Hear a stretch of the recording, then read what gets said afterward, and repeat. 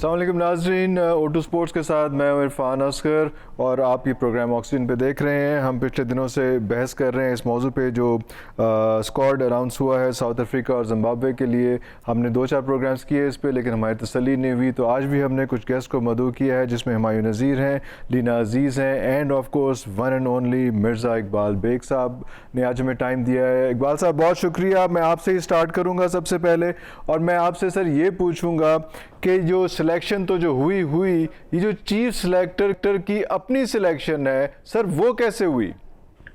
बहुत बहुत शुक्रिया इरफान असगर साहब। दरअसल पाकिस्तान क्रिकेट बोर्ड में लोग पैराशूट के जरिए कूद रहे हैं। पहले वसीम खान साहब आए, नदीम खान साहब आए, तो इनकॉम्पिटेंट लोगों का एक जुम्मा बाजार लग गया है और ये चीफ सिलेक्टर तवक्को नहीं कर रहे थे 18 टेस्ट और 25 वनडे खेलें। ओवर एम्बिशियस थे, ये चाहते थे कोई ओहदा लें और कहीं से इनकी बहुत बड़ी सिफारिश आई जिसकी वजह से ये चीफ सिलेक्टर बन गए। इनका हक था, इनको हम क्रिटिसाइज नहीं करेंगे, ठीक है, हर टेस्ट क्रिकेटर की जिंदगी का ख्वाब होता है अच्छे से अच्छा हासिल करना। लेकिन जब ये चीफ सिलेक्टर बन गए इरफान साहब, तो इनको लोगों ने, अब जिस तरह से इन्होंने पहली प्रेजेंटेशन दी जनवरी में नेशनल स्टेडियम कराची में कि लैपटॉप रख के और बाकायदा स्क्रीन पर दिखा करके इसकी ये परफॉर्मेंस, हमने कहा कि बड़ा अच्छा चीफ सेलेक्टर आ गया। लेकिन अब जो उन्होंने टीम अनाउंस की और उसमें उन्होंने जो घपले किए, जिसमें उन्होंने कई लोगों को नजरअंदाज किया, तो अब लोग उन्हें सॉफ्टवेयर चीफ सेलेक्टर कहने लग गए क्योंकि ये सॉफ्टवेयर का ज्यादा सहारा लेते हैं। तो अब जिस तरह की इन्होंने सिलेक्शन की है, 35 खिलाड़ियों का नामों का इन्होंने ऐलान किया 3 टीमों के लिए, साउथ अफ्रीका और जिम्बाब्वे के टूर के लिए। उनमें 8 खिलाड़ी ऐसे हैं कि जो तीनों टीमों में शामिल है और उन्होंने सबको खुश करने की कोशिश की है। ऐसा लगता है कि सोशल मीडिया वो देखते रहते हैं और हर एक को खुश करने की उन्होंने कोशिश की है, जिसकी वजह से उन पर एतराजात हो रहे हैं कि डोमेस्टिक के टॉप परफॉर्मर्स को, कामरान गुलाम, खुर्रम मंजूर, इनको बिल्कुल नजरअंदाज कर दिया। शाहनवाज दहानी जो एक सीजन खेला है, अच्छा बॉलर है, उसको एकदम से उठा के टेस्ट टीम में डाल दिया है। तो समझ में नहीं आता, नसीम शाह जैसा उसका हाल करना चाहते हैं। मैं समझता हूँ कि मोहम्मद वसीम को इंसाफ का तराजू हाथ में लेकर चलना चाहिए, लेकिन लोग कहते हैं क्योंकि एक बड़ी सिफारिश पर वो आए तो इसलिए वो किसी से डर नहीं रहे। और आप देख रहे होंगे इरफान साहब कि किस तरीके से साबिक टेस्ट क्रिकेटर उन्हें तनकीद का हदफ बना रहे हैं, किस तरीके से उनके खिलाफ जो है वो मीडिया में, सोशल मीडिया पर बातें हो रही है, लेकिन उनके कानों पे जू नहीं रेंग रही। जिसको पिया चाहे वही सुहागन वाली बात है। तो जो बाकी लोग हैं, जो वकार यूनुस हैं या बाकी लोग जो साथ हैं, वो इसको ओन कर रहे हैं जो टीम इन्होंने सेलेक्ट की है तीनों के लिए, तीनों फॉर्मेट्स के लिए? नहीं, मिसबा या बाबर आजम जो थे वो तो ओन ही नहीं कर रहे। अब आप किस्मत की सितम जरीफी देखिए कि वसीम जब मीटिंग चेयर करते हैं तो उनके दाएं जाने बूरे वाला एक्सप्रेस वकार यूनुस बैठे होते हैं, बाएं जाने उनके मिसबा उल हक बैठे होते हैं। ये अल्लाह की शान है। लेकिन वो कंसल्टेशन, मैंने बताया ना, क्योंकि सिफारिश पर, तगड़ी सिफारिश पर आए, तो इसलिए वो बजाय कंसल्टेशन के वो खुद, उन्होंने बाबर आजम को क्रिटिसाइज कर दिया एक चैनल पर इंटरव्यू देते हुए कि अभी नए हैं, वो सीख रहे हैं। बाबर आजम से भी जब प्रेस कॉन्फ्रेंस में वर्चुअल सवाल किया गया कि आप बताएं, तो उन्होंने कहा घर की बातें बाहर नहीं जानी चाहिए। इसका मतलब है जहां धुआं है वहां आग होगी ना, डेफिनेटली। तो मेरे ख्याल में वो लोग इनसे खुश नहीं है। अब देखते हैं नताइज क्या आते हैं। अगर आप जनूबी अफ्रीका की टीम को अपने मुल्क में हराकर खुश हो जाते हैं, तो बाहर जो गैर मुल्की दौरे, उनमें इनकी सलाहियतों का इम्तिहान होगा। अब देखते हैं कि वसीम की जो मुंतखब करदा टीमें, शर्जील खान पे बहस हो रही है कि उनकी फिटनेस का मसला था, 112 किलोग्राम उनका वजन हो गया है, उसको कम करना होगा। बहुत सारे सवालात उठ रहे हैं कि किस तरीके से जाहिद महमूद जो इतना अच्छा स्पिनर था, जिसने T20 में साउथ अफ्रीका के खिलाफ डेब्यू किया, अच्छी परफॉर्मेंस दी, उसको ना T20 में रखा ना उसको वनडे में रखा, उसको उठाकर टेस्ट टीम में फेंक दिया।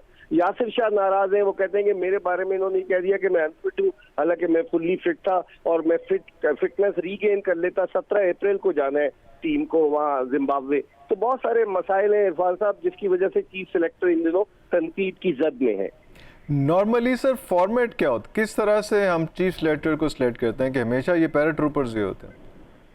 देखिए, फॉर्मेट यही है कि जिसका तजुर्बा हो, ये नॉर्दर्न की टीम के साथ वाबस्ता रहे एज अ कोच, जिसका तजुर्बा हो कि डोमेस्टिक क्रिकेट में वो जो है वो बड़ा इन्वॉल्व हो और जो खिलाड़ियों पर गहरी निगाह रखे। माजी में भी ऐसे चीफ सेलेक्टर्स रहे जिन्होंने ज्यादा टेस्ट नहीं खेले, लेकिन उनका तजुर्बा ऐसा था। लेकिन इनका इतना तजुर्बा नहीं था, ये कभी सेलेक्टर नहीं रहे कि सेलेक्टर से ये चीफ सेलेक्टर बने, ये तो डायरेक्ट चीफ सेलेक्टर आ गए। तो बहुत सारे सवालात जन्म ले रहे हैं।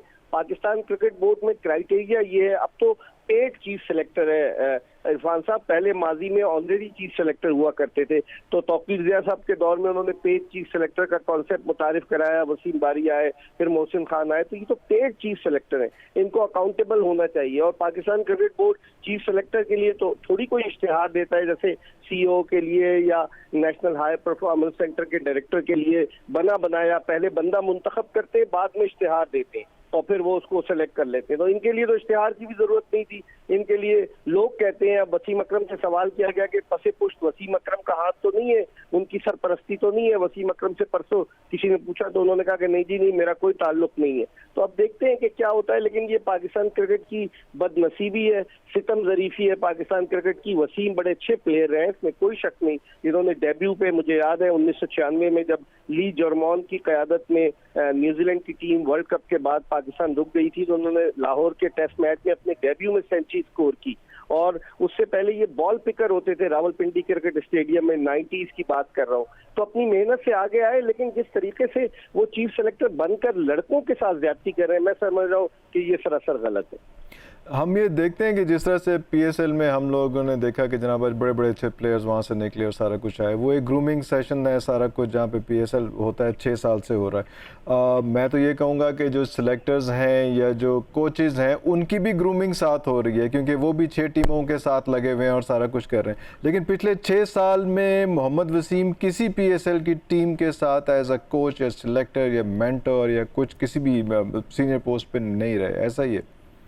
तो आपको मेरे सवाल का मेरा जवाब खुद इस सवाल में पोशीदा है कि मैंने कहा ये पैराशूटर है, ये नॉर्दर्न के कोच जरूर बने थे, और ये उससे पहले तो आपको पता है पीटीवी पे प्रोग्राम करते रहे, और फिर उसके बाद इन्होंने 2015 के वर्ल्ड कप में एक अपना अलग प्रोग्राम कर लिया, जिसकी वजह से नाराज हो गए थे पीटीवी वाले, और फिर उन्होंने कुछ अरसे नहीं रहे। मैंने बताया ना, थोड़ा सा ओवर एम्बिशियस है, और इंशाल्लाह ताला देखिएगा कि अब इनकी परफॉर्मेंस पर क्रिटिसिज्म शुरू हो गया है, और अब देखते हैं कि ये करते क्या है आइंदा आने वाले दिनों में।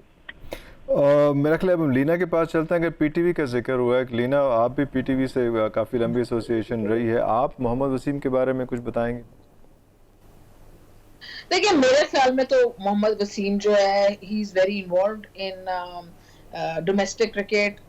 कितने साल से प्रोग्राम कर रहा है, तो प्रोग्राम करने का मतलब है कि उसकी हर किस्म के प्लेयर्स पे, हर चीज पे निगाह है।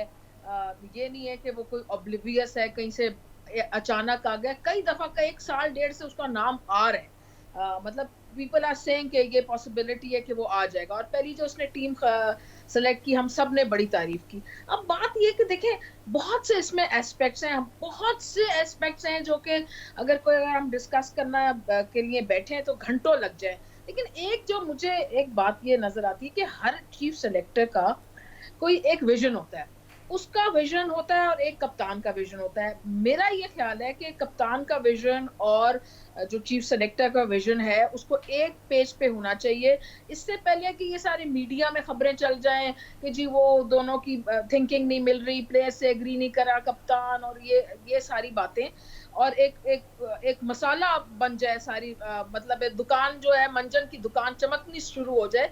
इससे पहले ये होना चाहिए कि पीसीबी को, दोनों को एक पेज पे ले आना चाहिए, और फिर जो है एक टीम अनाउंस होनी चाहिए। अब जहां तक टीम जो है अनाउंस जो की है, चले एक एग्जांपल से शुरू करते हैं। जहां तक यासिर शाह की बात है, तो मैं तो वैसे यासिर शाह को जिम्बाब्वे की टूर पे ना सिलेक्ट करूं। वजह यह है कि आपको याद होगा, और इकबाल भाई को भी याद होगा, और हमायों को भी ये बात पता होगी कि कई साल पहले एक टूर आया था इंडिया का जिम्बाब्वे, तो उन्होंने सारे जो सीनियर प्लेयर्स थे सब बैठ गए उसके लिए, और रायना की कप्तानी में सारे यंगस्टर भेज दिए। तो जबरदस्त काम है। तो अगर जाहिद महमूद को उन्होंने सेलेक्ट कर लिया एज यासिर शाह की रिप्लेसमेंट, तो कोई इतना बड़ा पहाड़ बॉम्ब नहीं गिर गया, क्योंकि ये एक छोटी मिनों से टूर है हमारा। तो उसमें तो वैसे ही हमें यंग टीम भेजनी चाहिए और चांसेस लेनी चाहिए। तो वसीम ने चांस लेने की कोशिश की है। हाँ, जहां इससे गलती हुई कि जाहिद महमूद को इसने सिर्फ एक फॉर्मेट में सेलेक्ट किया। मैं तो होती तो उसको तीनों फॉर्मेट में सेलेक्ट करती और यासिर शाह को ये रेस्ट कराती।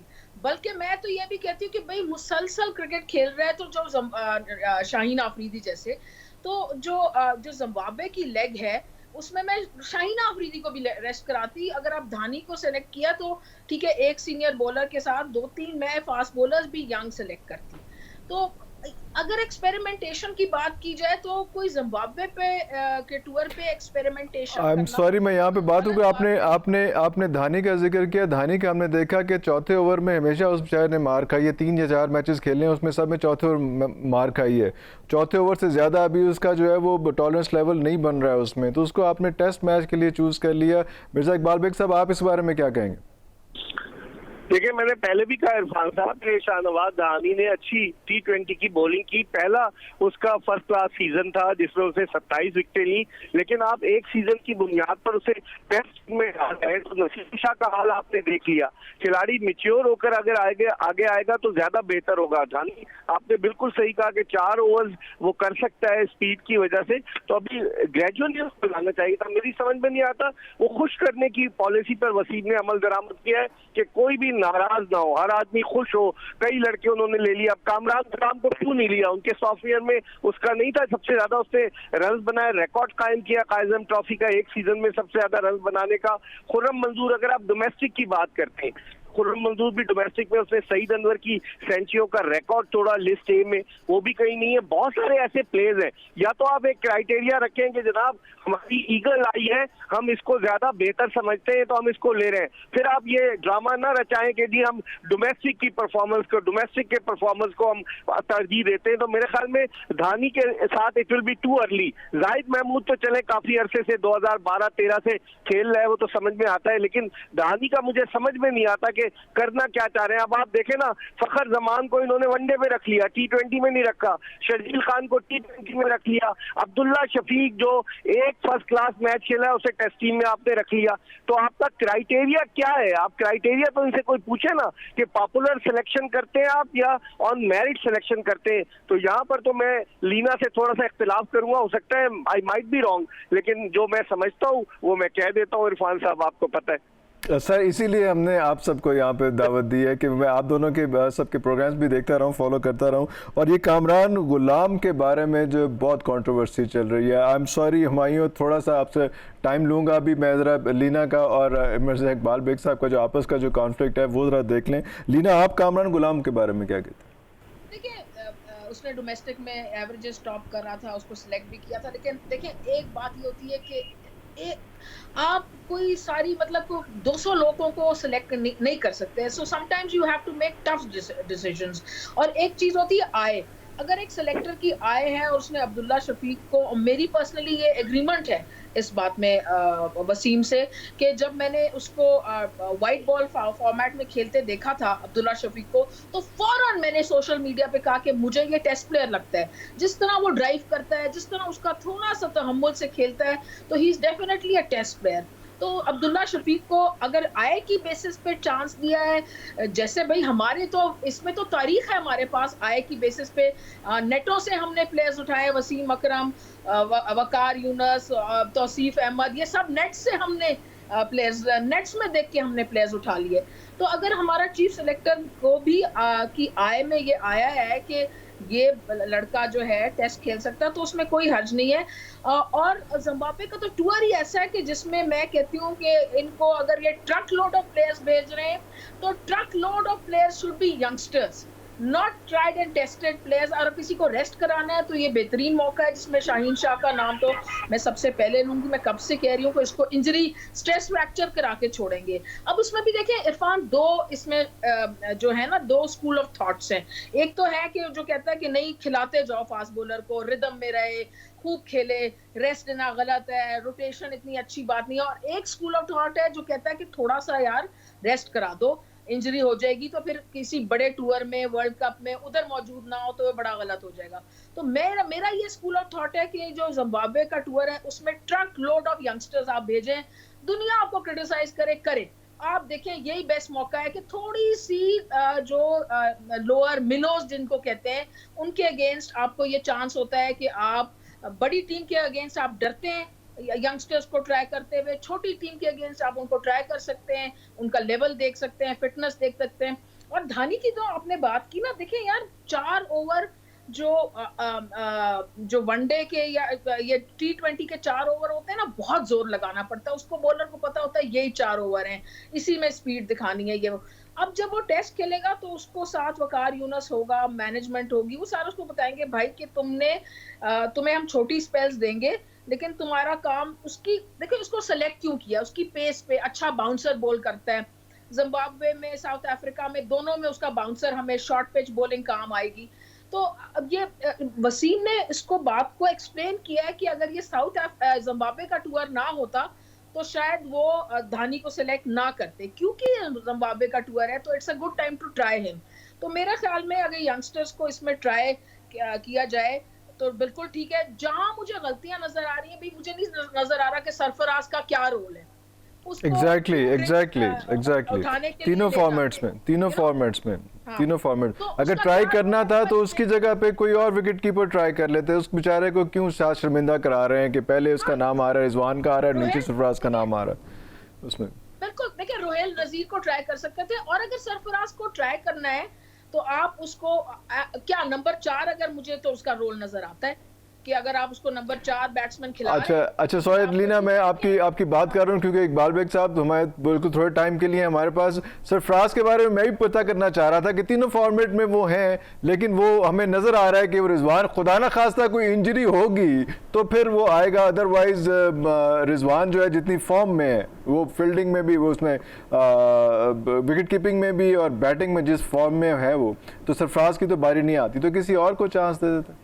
जी मैं कह रहा हूँ कि ठीक है, आपकी बात सही है। अब रोहेल नजीर सरफराज को सिर्फ पानी पिलाने के लिए अगर रख रहे हैं कि कॉन्कशन रूल होगा और ये होगा तो फिर ज्यादती है। फिर रोहेल नजीर आप देखें, अभी जो उन्होंने 9 लड़के जो इरफान साहब बुलाए हैं कैंप में, रोहेल नजीर को बुलाया नहीं। वो पाकिस्तान का फ्यूचर है, पाकिस्तान शाहीन का कप्तान था, वो पाकिस्तान अंडर 19 का कप्तान रहा है, आपने उसको बिल्कुल नजरअंदाज कर दिया। ये 9 लड़के एक्स्ट्रा हैं जी, ये अपार्ट फ्रॉम 35 पीपल कैंप के लिए। जी अपार्ट फ्रॉम दीस 35 पीपल जी, जिसमें सोहेब मकसूद का नाम भी शामिल है जिन्होंने रन किए, जिसमें आजम खान, मोइन खान के साहबजादे का नाम भी शामिल है, और जिसमें ये सब लड़कों को बुलाया गया। रोहेल नजीर का नाम उसमें शामिल ही नहीं है। एक फैसल अकरम का नाम शामिल है, आज तो वो मैच भी खेल रहा है। तो इनका समझ में नहीं आता क्राइटेरिया क्या है। देखें, मैं फिर हमेशा ये कहता हूँ कि अगर आप मुझे बताएं, टेस्ट टीम की अगर बात करें, लीना से पूछें कि जो जिम्बाब्वे में हमारे फास्ट बॉलर है, शाहीन आफरीदी वो खेलेगा, फहीम अशरफ वो खेलेगा, हसन अली वो खेलेगा, उसके अलावा हारिस रऊफ है, शाहनवाज दहानी को क्या चांस देंगे?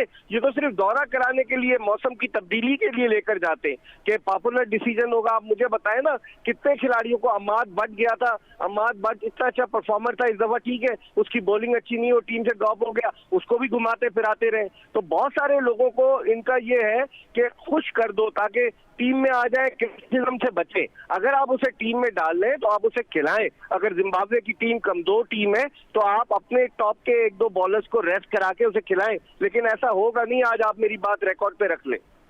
जी लीना, आपका वर्डिक्ट इस पर? बिल्कुल सही कह रहे हैं। मैं यही कह रही हूँ कि अगर ये यंगस्टर्स को लेके गए हैं तो उनको खिलाएं, लेकिन अगर नहीं खिलाएंगे तो फिर जो हमारा क्रिटिसिज्म है वो हक बजानिब होगा। बट उसके लिए हमें we'll have to wait and watch. अगर उसको खाली दौरा करा रहे हैं और बाद में कहेंगे कि नहीं हम तो इसको सिर्फ टीम के साथ एटमॉस्फेयर की इसको समझ आ जाए, टीम के साथ रहे, वहां सीखे, ये सब बातें होंगी तो फिर बिल्कुल गलत डिसीजन होगा। लेकिन अगर 2 में से एटलीस्ट 1 टेस्ट खिलाएं, बल्कि मैं तो कहती हूँ दोनों टेस्ट खिलाएं और 3 यंगस्टर्स को खिलाएं, शाहीन आफरीदी को इन पर्टिकुलर रेस्ट कराएं, तो वो बिल्कुल सही होगा। कि अब आप अगर रऊफ को चांस दे रहे हैं जिम्बाब्वे के अगेंस्ट और आप अगर धानी को चांस दे रहे हैं, तो मैं मानती हूँ कि फिर अच्छा डिसीजन है। और इसी तरह बाकी सारी टीम्स करती हैं। इंडिया करता है कि वो सारे सीनियर प्लेयर्स को रेस्ट करा देता है और जो second string fast bowlers, batsman होते हैं उनको वहां पर चांस मिलता है। मैंने अभी आपको एग्जांपल भी दिया था कि अंडर विराट कोहली, रोहित शर्मा और धोनी तीनों नहीं गए थे, अंडर रैना उन्होंने टीम भेजी थी और 90% यंगस्टर्स को ट्राई कराया था। तो अगर ऐसा करेंगे तो फिर तो जस्टिफाइड है। लेकिन फिर इकबाल भाई सही कह रहे हैं, अगर ऐसा नहीं करेंगे तो फिर हम क्रिटिसिज्म कर रहे हैं। तो मैं तो I like to wait and watch and see कि क्या होता है। मुझे I am inclined to think like Iqbal भाई, लेकिन मैं ये होप कर रही हूँ कि ये जो मैनेजमेंट है, ये जो पीसीबी है, ये जो चीफ सेलेक्टर है, अगर इसने ये सेलेक्ट किया तो ये अपना वेट भी डालेगा। ठीक है, अगर इसको किसी ने बड़ा बैकिंग है, किसी बड़ी पावर की बैकिंग है, तो फिर ये भी इसको करना चाहिए कि ये ही शुड मेक श्योर कि उसको खिलाए। लेकिन एंड में बात आ जाती है कप्तान पे और कोच पे कि वो फाइनल 11 क्या खिलाते हैं। तो अगर फाइनल 11 में धानी को नहीं खिलाया जाएगा और रऊफ को नहीं खिलाया जाएगा, तो फिर I will be the first one to criticise him, but right now I will hold my horses and wait, and I hope के ये यंगस्टर्स को खिलाया जाए और कुछ बैट्समैन जो यंगस्टर अब्दुल्ला शफीक पर आए उनको भी खिलाया जाए। अब लेकिन इस वक्त ये कहना बड़ा मुश्किल है, लेकिन जैसा तो होता है पाकिस्तान क्रिकेट में, जिस तरह कोई किसी चीज का कोई लॉजिक तो होता ही नहीं है। आप देखें कल वसीम अकरम ने कितनी अच्छी बातें की। अब वो क्रिकेट कमेटी है, उसके लोग तो कमेंट्री कर रहे होते हैं, वो कहीं सिलेक्शन कर रहे हैं, एक ही 3-4 फेवरेट्स बन जाते हैं, वही सारा काम करते हैं। तो किसी लॉजिक से तो कोई डिसीजंस होते ही नहीं है, कभी भी नहीं हुए। मतलब मैंने पाकिस्तान क्रिकेट में आज तक लॉजिक नहीं देखा। कहां से लोग आ जाते हैं, कहां से चले जाते हैं बैठे बैठे, कहां से मिसबा टीम में भी नहीं था, कप्तान बन गया, क्या मतलब ये इस तरह की चीजें हमने पास में देखी हैं। कहां से आप देखें, किसी ने आज लिखा था कि वो एजाज चीमा ने हमें मैच जिताया बांग्लादेश के खिलाफ एशिया कप, कहां वो एजाज चीमा गायब हो गया उसके बाद। यानी कि जिस मुल्क में किसी चीज की लॉजिक ही नहीं है, तो आप वो क्या कह सकते हैं उस मुल्क में? आप मुझे ये वेट एंड वॉच, बेग साहब, वेट एंड वॉच का मुझे थोड़ा सा उस पर थोड़ा सा इख्तलाफ है कि कुछ ऐसे लेवल की चीज़ें होती हैं। आप जहाज़ पे पायलट हैं तो उस पर आप वेट एंड वॉच तो नहीं लगाएंगे कि जहाज़ गिराता है कि नहीं गिराता है। उसमें बहुत से पैरामीटर जिनसे आपको नज़र आ जाता है। अगर हम इस बात पर बात करते हैं कि यार बेशक दुनिया क्रिटिसाइज़ करे, तो दुनिया क्रिटिसाइज़ करने की तो बात की बात, उसकी अपनी टीम जो है वो हेड कोच क्रिटिसाइज कर रहा है और कैप्टन क्रिटिसाइज कर रहा है। सर इस बारे में आप क्या कहेंगे? हम तो सिलेक्शन पे आ नहीं रहे, हम तो सिलेक्टर की बात करी जा रहे हैं कि सिलेक्टर ने क्या किया। सिलेक्शन तो अभी बाद में, ब्रेक के बाद डिस्कस करेंगे। सर लास्ट फ्यू वर्ड्स, उसके बाद हम ब्रेक पे जाएंगे। बेग साहब, मैं ये कह रहा हूँ कि एक पेज पर होना चाहिए, और लीना सही कह रही है, पाकिस्तान क्रिकेट बोर्ड में पैराशूटर्स आते हैं, माजी में भी आते रहे, लेकिन इस क्रिकेट बोर्ड में कुछ ज्यादा ही आ गए। गैर मुल्कियों पे हम ज्यादा तवज्जो दे रहे हैं कि गैर मुल्की आ जाए। आप उठा के देख लें कितने जो है वो ब्रिटिश नेशनल है। आप चेयरमैन से उठाएं, एहसान मानी साहब, वसीम खान साहब, ड्यूल नेशनलिटी है एहसान मानी साहब की, वसीम खान, नदीम खान, फिर आप आ जाए उधर सकलैन मुश्ताक, वो अतीकुज़्ज़मा, जितने लोग इन्होंने रखे हैं तो वो कहाँ से आए हैं? तो इसका मतलब है हमारे मुल्क में कोई टैलेंट है ही नहीं, जो ऐसे लोग ही नहीं है जो इस तरह के मामला संभाल सके। अब माशाल्लाह कल एहसान मानी साहब अपनी 76वीं सालगिरह मनाएंगे, 76, अल्लाह उनकी उम्र दराज करे। लेकिन अब वो जिस तरह के मामला उनकी पहुंच से दूर होते जा रहे हैं, पीएसएल में सुक्की का सामना करना पड़ा, पीएसएल होती है या नहीं होती, फॉरेन प्लेयर्स आते हैं नहीं आते, अब ये जागे हैं कि ब्रिटिश कंपनी की बायो सिक्योर बबल के लिए खिदमात लेंगे। तो बहुत सारे इश्यूज हैं इरफान साहब, इंशाल्लाह अगर आइंदा आपके शो में हुआ ना मैं पूरा तो तफसील से आपको बताऊंगा, और it is always a pleasure to come into your show. Sir बहुत शुक्रिया, बहुत शुक्रिया। अभी हम ब्रेक की तरफ बढ़ते हैं और नाज़रीन आपको हम बताते चलें कि ब्रेक के बाद जो है हम बाकी टीम के लोगों के साथ डिस्कशन करेंगे, कौन कौन से प्लेयर्स जो हैं स्क्वाड के अंदर हैं, बारी बारी एक एक करके उनसे डिस्कशन करेंगे। हमारी तवक्को है और हमारे खान साहब से दुआ भी है कि जल्दी से आप सेहतियाब हों और थोड़ा सा इस तरफ भी देखें, क्योंकि आप खुद क्रिकेटर रहे हैं खान साहब, तो आपसे तवक्को है कि जब आप कम अज़ कम क्रिकेट के बारे में और PCB के बारे में जो है वो बहुत ज़्यादा सीरियस रवैया इख्तियार करेंगे और हम इस तरह की कंट्रोवर्सी से बाहर निकलेंगे। एक छोटा सा ब्रेक लेते हैं, उसके बाद वापस आते हैं।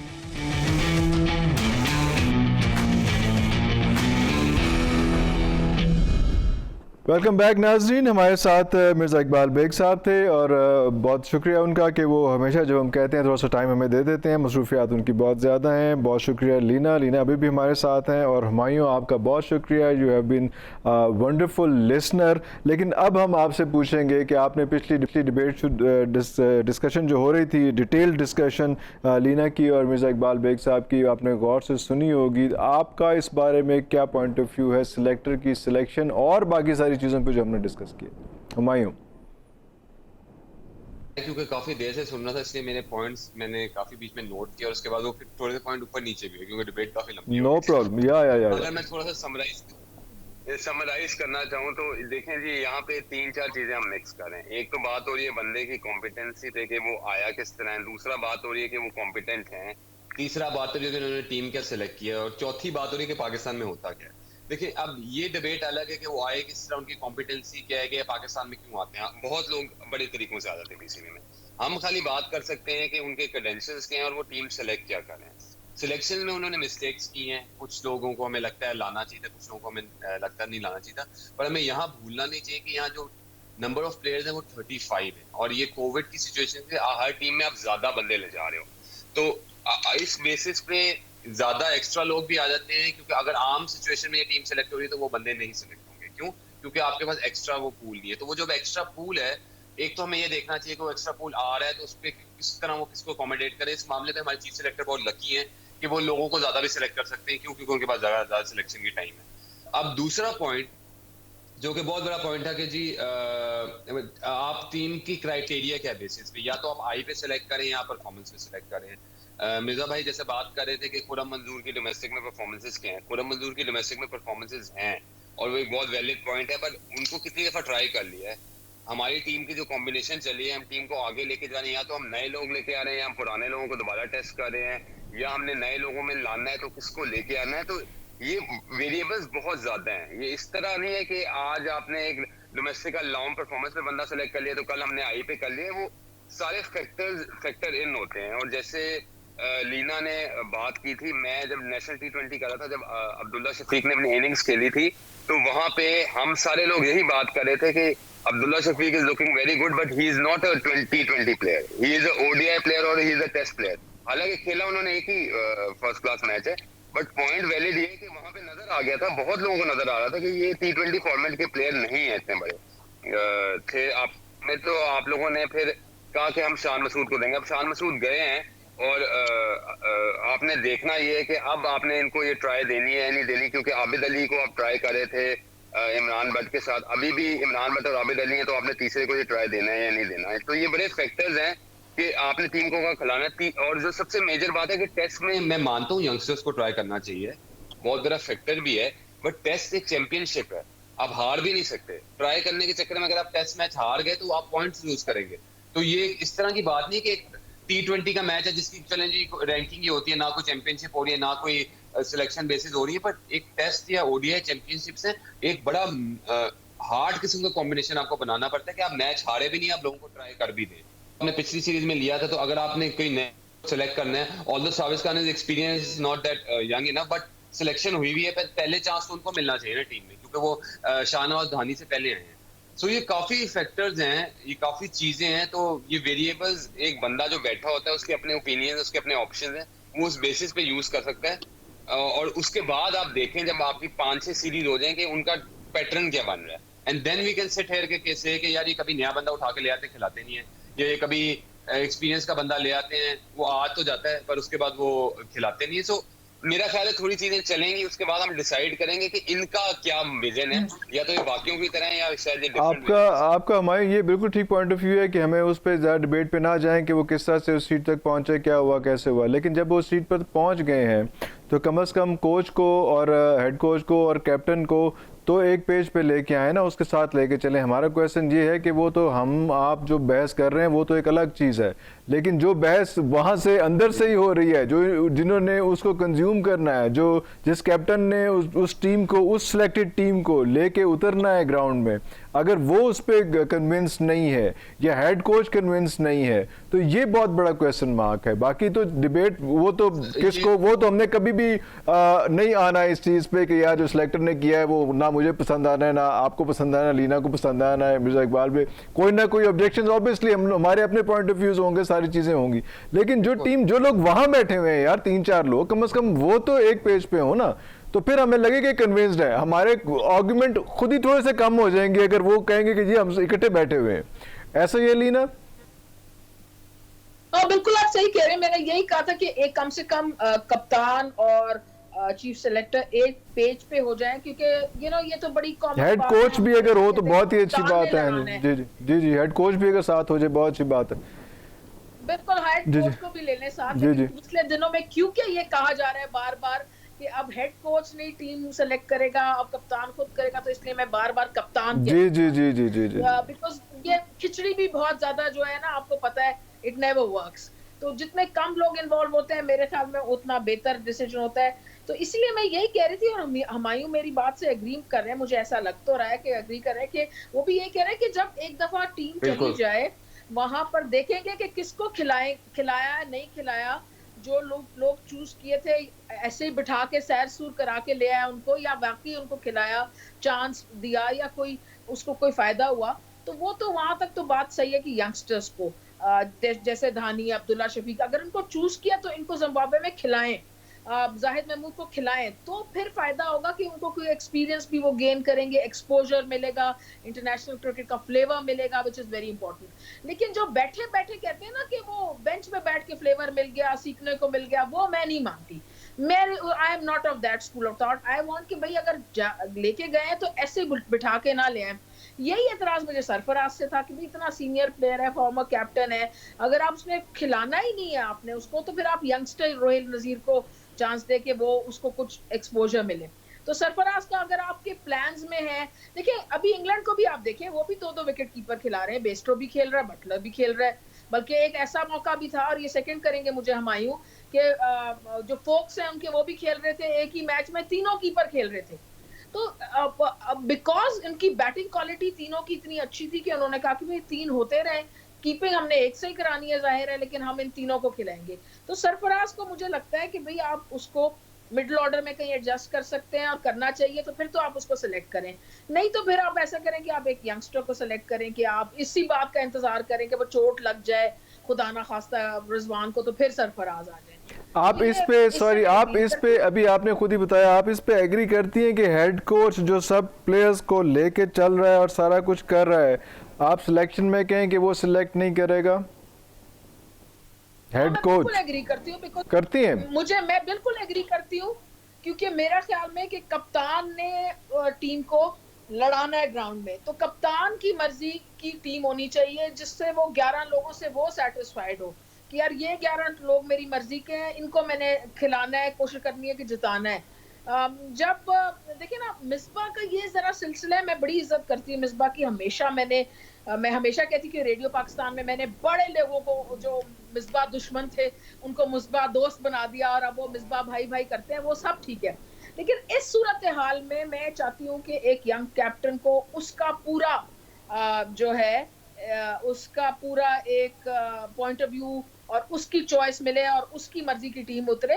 देखिए मिसबा का जहां पर मुझे लगता है कि बड़ा काम आ सकते हैं, वो है कि प्लेयर्स के साथ उनको काम करें, उनकी नर्व्स पे काम करें, कप्तान को सजेशन दें, पूरा एक जो एक ना बड़ा भाई वाली situation, big brother role play करें। और इतने अच्छे फैंटास्टिक प्लेयर थे, बेशक बैट्समैनों के साथ काम करें, स्ट्रैटेजी बनाएं, जैसे रवि शास्त्री। मैं चाहती हूँ कि मिसबा या कोई भी चीफ जो हेड कोच है वो रवि शास्त्री वाला रोल प्ले करे, और कप्तान को विराट कोहली वाला रोल प्ले करने दे। तो जब हमारा कप्तान वो रोल प्ले करेगा तो ऐसा ऐसा उसकी बॉडी लैंग्वेज भी वो बन जाएगी। लेकिन अगर वो मिसबा भाई के साथ साथ छोटा भाई बन के ही चलता रहेगा तो उसकी कभी वो बॉडी लैंग्वेज नहीं बनेगी जो एक मॉडर्न डे कैप्टन की होनी चाहिए। तो इसलिए ये बात से तो मैं एग्री करती हूँ कि जो प्लेइंग 11 है वो कैप्टन को चूज करना चाहिए, लेकिन स्ट्रैटेजी और बाकी सारे मराइल जो होते हैं, मसाइल भी होते हैं, उसमें जरूर एक सीनियर जो हेड कोच है उसका जरूर जो है अमल दखल होना चाहिए। लेकिन ये सारी चीजें बड़ी कॉम्प्लिकेटेड है, जब मैं खुद ही बात कर रही होती तो मुझे इतना कॉम्प्लिकेटेड लगता है कि यार ये कितनी कोई खिचड़ी है इसमें। So to have 100% view on something and say कि यार ये 100% सही चीज है, ये 100% गलत है, वो नहीं हो सकता। इसी तरह जो सिलेक्शन है वो भी 100% कोई ना कोई तो उससे नाराज होगा ही। तो मेरा ये ख्याल है कि पहले ये टीम जाए, खेल ले, देखते हैं कि जो यंग प्लेयर्स सिलेक्ट किए हैं उनको जिम्बाब्वे में खिलाया भी जाएगा या नहीं, या बेंच पे यंग प्लेयर्स उसमें न्यूजीलैंड में खेले थे, यंग प्लेयर्स न्यूजीलैंड के टूर में खेले थे। नहीं, न्यूजीलैंड में तो यंग प्लेयर इतने बनते ही नहीं थे ना, न्यूजीलैंड नहीं, लेकिन तो बड़ी फॉर्मिडेबल जी जी जी फॉर्मिडेबल ऑपोजिशन है। मेरे ख्याल में तो इस वक्त वो टॉप टीम है, और अगर कोई धांधलियां ना हुई तो मुझे तो ख्याल है कि उनको वो टेस्ट चैंपियनशिप भी जीतनी चाहिए। लेकिन अगर और कोई मसाइल हो गए, पॉलिटिसाइज करना हुआ और एक टीम को उठाना और एक मुल्क को उठाना हुआ, अलग बात है, जो कि होता है क्रिकेट में, सबको पता है होता है। लेकिन ये है कि अगर वो जेन्युइन मैच खेला गया तो मेरी ये प्रेडिक्शन है कि they should do really well, you know. because they know the conditions, similar conditions होंगी इंग्लैंड में, तो they should win that test championship. But having said that, India भी बहुत फॉर्मिडेबल ऑपोजिशन होगी और बड़ा कांटे का मैच होगा. सो दोस लेट्स सी कि वो क्या होता है. लेकिन न्यूजीलैंड के खिलाफ यंगस्टर्स की कोई चांस नहीं बनता था मेरे हिसाब से. तो अच्छा हुमायूं, दोबारा उसी फॉर्मेट पे आते हैं. मैं थोड़ा सा इस पे दोबारा बैक टू डिसएग्री इस सिचुएशन पे कि अगर हम हेड कोच जो किसी एक बंदे पे या टीम में कुछ बंदों पे जारी बात है ज़्यादा फोकस कर रहा है कि यार इसको जो है वो ज़्यादा अच्छा रिस्पॉन्ड कर रहा है और इसके साथ मैं ज़्यादा वक्त गुजारूंगा, और हमें पता चलता है कि वो तो सिलेक्ट ही नहीं हुआ, तो वो बिल्कुल लेफ्ट आउट नहीं फील करेगा. जो हेड कोच बड़ा मेरे ख्याल से तो बड़ा इंपॉर्टेंट आदमी होता है. हुमायूं बिल्कुल. मैं इस वाले पॉइंट से पहले भी एक और पॉइंट जो आपने रेज किया था कि आपको हम सबको फील आ रही है कि बाबर आजम या हेड कोच या चीफ सेलेक्टर एक पेज पे नहीं है. पहले तो हमें ये बात जरूर देखनी चाहिए कि ये बात एक टीम सेलेक्ट हुई, ठीक है, ये कोचों के बीच में बात हुई है, उनके बीच में बात हुई, ये बात बाहर कैसे आ गई. नंबर 1, ये बात बाहर आनी नहीं. बेशक प्रॉब्लम हुई हो, आप और मैं, हम तीनों ऑफिस हैं, तो क्या पता हम भी आपस में लड़ते हो, एक दूसरे को बातें करते हो, यहाँ बड़े डिसेंट है. पहली बात ये कि एक बंद कमरे की बात बाहर क्यों आई. मीडिया रिपोर्ट्स निकलना शुरू होगी, जिस तरह मर्जी आई, पर बात लीक होना शुरू हुई, पर किसी ने ये बात कंफर्म नहीं की. किसी सोर्स ने नहीं कंफर्म किया. आप बाबर आजम की प्रेजेंटेशन देख लें या बाबर आजम की वर्चुअल इंटरव्यू देख लें, उसके अंदर उन्होंने भी कहा जो कमरे की बात है वो कमरे में रहनी चाहिए, वो बाहर नहीं आनी चाहिए. राइट. कहीं ना मोहम्मद वसीम ने आके बोला कि मेरी बात पे बहस हुई, पर हम अगर रिपोर्ट्स देखें मीडिया, तो टीम सिलेक्शन की बहस इस बात पे नहीं हुई कि शाहनवाज धानी सिलेक्ट हो गए हैं या सरफराज नवाज नहीं. लेकिन किसी ने इनकार भी तो नहीं किया ना. उसने बाबर ने इनकार भी तो नहीं किया. उसने ये कहा कि बार बात नहीं आनी चाहिए थी, लेकिन उसने ये तो नहीं कहा कि नहीं ऐसा कुछ नहीं हुआ भाईजान, ऐसा नहीं हुआ. उसने तो ये नहीं कहा. सर यही तो मैं आपको कह रहा हूँ. मैं लेट मी कंटिन्यू. उन्होंने इनकार नहीं किया क्योंकि जो रिपोर्ट्स आई उसके बाद पता ये चला कि एक या दो बंदे थे, इमाद वसीम या हारिस सुहेल, उसके ऊपर लड़ाई हुई कप्तान की और चीफ सेलेक्टर, सॉरी कप्तान और चीफ सेलेक्टर की. इमाद वसीम टीम में नहीं है. ये जो सही रिपोर्ट्स खुल के आना शुरू होगी. बात ये नहीं हुई कि मोहम्मद वसीम ने खुरम मंजूर को ओपनर नहीं सिलेक्ट किया या शाहनवाज धानी यंगस्टर्स को बहुत चांस दे दी, या यासिर शाह की एक छोटी सी बात थी कि वो फॉर्म में थे या नहीं थे, पर वही लीना वाली बात कि जिम्बाब्वे का टूर है तो क्या हो गया, यासिर शाह अगर नहीं खेलेंगे आप किसी और स्पिनर को ट्राई कर लेंगे. बहस जो बाद में बात चली तो पता चला कि इमाद वसीम ये कि ना किसी ने डिनाई की, ना किसी की लोगों ने बैठ के कॉन्स्पिरेसी थ्योरी बना दी, और जो भी चले जो हो गया. मेरा पॉइंट ये है कि अब हम बात इस पॉइंट पे आए कि हम सबको फील है, ना डिनाई किया पर ना किसी ने एग्री भी किया. पर अगर आप उनके इंटरव्यू देखें तो उनकी बातों से लग रहा है वो कह रहे हैं ये बातें बाहर नहीं आनी चाहिए. आपने सुना नहीं बाबर आजम ने क्या बोला कि बंद कमरे की बातें बंद कमरे में रहनी चाहिए. और उसके बाद बहुत बड़ा सवाल जो रेज हुआ कि शर्जील खान को क्यों सिलेक्ट किया गया. तो बाबर, हालांकि फिटनेस पे बहस थी और हम सब सी सिलेक्टर को लोग कहते कि फिटनेस पे क्यों नहीं है. बाबर आजम ने वहां बैक किया शर्जील खान को, जी फिटनेस की तो बात है, पर वो इस तरह के वन ऑफ प्लेयर हैं कि अगर वो फॉर्म में हो और मेरे साथ कराची किंग्स में खेलते भी हैं तो वो एक ऐसी इनिंग्स खेलते हैं, बाकी सब उनकी जो इनिंग्स खेलने की पावर है वो मैच हमें जिता सकती है. तो कुछ पॉइंट्स पे ये भी वो चीफ सिलेक्टर को बैक कर रहे थे कि उन्होंने शर्जील खान को पिक किया. अगर आप देखिए उनकी लड़ाई होती तो वो शर्जील खान. सो ये इस तरह की बहस है जिससे हम लोग बातें निकाल रहे हैं, पर डिनाई और एग्रीमेंट कहीं पे नहीं है. ना उन्होंने डिनाई किया पर ना किसी ने एग्री किया. तो ये एक ओपन बुक है, हर बंदा इस पे बहस कर सकता है, और ना उनको जरूरत भी नहीं है डिनाई या एग्री करने की. वो कहें जी हो रहा है, उन्होंने हमें क्या होता है. तो ये तो एक अलग बहस है कि उनका वो पेपर पे है या नहीं है. ये हमारी जजमेंट्स हैं, ये हम बैठ के नहीं कह सकते कि वो है या नहीं, क्योंकि दोनों में से किसी ने बोला नहीं है कि हम एक पेपर पे. बिल्कुल ठीक है. जी कंटिन्यू. दूसरी आपकी बात कंटिन्यू करता हूँ. मिसबाह उल हक आप कह रहे हैं कप्तान और जो हेड कोच. मेरा अपना पर्सनल इंप्रेशन है, क्योंकि काफी दफा मेरी जब मिसबाह उल हक हेड कोच बन गए थे, चीफ सेलेक्टर थे, अभी भी जब वो टूर करके काफी दफा मुलाकात हुई उनसे और आपकी डिस्कशन होती है. ऑफ कोर्स आप सारी बातें तो नहीं कर सकते, पर आप उनकी बातों से कुछ वो करते हो. तो मुझे ये जवाब होता है उनका कोई मसला नहीं बाबर आजम से. बाबर आजम उनकी बड़ी रिस्पेक्ट करते हैं, ऑल्दो ये पावर बाबर आजम के पास आ भी जाए कि वो टीम सेलेक्ट करें, पर वो मिसबाह उल हक की ओपिनियन को जरूर इनटू अकाउंट लेंगे, या वकार यूनिस के ओपिनियन को जरूर इनटू अकाउंट लेंगे, क्योंकि उन्हें एक इकट्ठे चलना है. वो उनके अंडर खेले भी हैं, एज अ कप्तान भी रहे हैं मिसबाह उल हक बाबर आजम के. और मिसबाह उल हक कोई नए बंदे नहीं है सिस्टम के, वो रिटायरमेंट के बाद फौरन इस सिस्टम में आ गए हुए थे, और बाबर आजम उनको बड़ी अच्छी तरह जानते हैं और बाबर आजम उनको रिस्पेक्ट भी करते हैं. क्योंकि मिसबाह उल हक का जो एक टीम को लेके चलना था, फिर एक हमारी टेस्ट की इतनी बड़ी कंट्रोवर्सी हुई, उसके कप्तान बने और फिर वो क्या इमेज लेके गए पाकिस्तान की, एक पूरा एक पैकेज है. तो बेशक आप कप्तान को पावर दे दे, मिसबाह उल हक को से कोई प्रॉब्लम नहीं होगी. मिसबाह उल हक को पता है वो मेरी रिस्पेक्ट या जो मेरी जो ओपिनियन उसको बहुत ज्यादा कंसिडर भी करेगा. बेशक बाबर आजम सिलेक्ट करें, पर मिसबाह उल हक अगर उन्हें बोलेंगे कि यार ये प्लेयर इस टाइम पे अच्छा खेले, तो बाबर आजम कंसिडर करेंगे। एक दो प्लेयर का ही होता है ना कि यार एक कप्तान अपना प्लेयर खिलाना चाह रहा है तो दो तीन हेड कोच, तो मेरा नहीं ख्याल इधर कोई लड़ाई चल रही है। वो दोनों का एक इस तरह का कॉम्बिनेशन है। तो पावर जिस मर्जी के पास आ जाए, अगर एक रिस्पेक्ट का फैक्टर है तो जो मर्जी सिलेक्ट कर ले, क्योंकि पेपर पे तो किसी ने साइन करना है, कप्तान कर ले, कोई फर्क नहीं पड़ता जी इस बात से। हुमायूं, हम लोग डिस्कस करेंगे पूरी टीम को वन बाय वन जो है आप करना शुरू करें कि ओडीआई में कौन कौन से प्लेयर्स हैं। जी बिल्कुल जी, हम ओडीआई से शुरू करते हैं जी। ओडीआई में बाबर आजम हमारे कप्तान हैं, इमामुल हक जिन्होंने कमबैक किया है, Fakhar Zaman, Abdullah Shafique, Haider Ali, Danish Aziz, Saud Shakeel, Faheem Ashraf, Mohammad Wasim junior, Shadab Khan, Mohammad Nawaz, Mohammad Rizwan keeper, Sarfaraz Ahmed keeper, Shaheen Shah Afridi, Haris Sohail, Mohammad Hasnain, Usman Qadir और हसन अली। और इसमें छोटा सा बस ये बात बताना चाहूँगा कि इमामुल हक जिन्होंने कमबैक किया है और फ़खर जमान जिन्होंने कमबैक किया है, और ये उस तरह का ओपनिंग में हमने कॉम्बिनेशन लाया है जो कि अभी किस तरह बनेगा, क्योंकि इधर भी अभी थोड़ी सी अनसर्टेनिटी है। अच्छा लीना, अब्दुल्ला शफीक के बारे में क्या कहेंगे आप? मैं तो पहले ही कह चुकी हूँ कि, और हुमायूं ने सेकंड भी किया, कि सबको नजर आ गया था कि he is a test player, and so obviously अगर उनको टेस्ट में चांस मिलेगा तो बड़ी अच्छी बात है। हमें ये पता लग जाएगा कि भाई हमारी जो आय थी अबाउट द प्लेयर वो सही है या नहीं है, whether we were correct or not correct. If we were correct then great, because that means कि पाकिस्तान को एक अच्छा young player मिल जाएगा। तो that is what I think, but for that he needs to be given a chance and he needs to be played. ODI में लीना आपका कोई point of view कि यार ये प्लेयर ऐसे होना चाहिए था, वैसे होना चाहिए था ओडीआई की टीम का? You think all the players are good?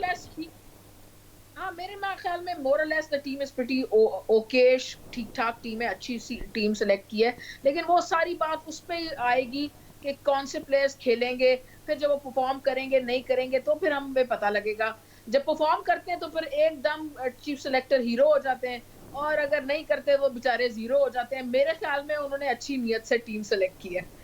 बिल्कुल ठीक है लीना, आपका बहुत शुक्रिया। हुमायूं आपका बहुत शुक्रिया, और इससे पहले हमारे साथ मिर्ज़ा इकबाल बेग साहब थे, उनका भी बहुत शुक्रिया। नाज़रीन, यहाँ पे हम प्रोग्राम ख़त्म करते हैं और हम तवक्को करते हैं कि चीफ सेलेक्टर की जो सिलेक्शन है वो हमें अच्छे रिज़ल्ट्स दे, और जब ये हम दोबारा इसके बारे में सीरीज़ ख़त्म होने के बाद जब इस बारे में बैठें दोबारा, तो हम बहुत अच्छे अल्फाज से इन लोगों को याद कर रहे हों। शुक्रिया।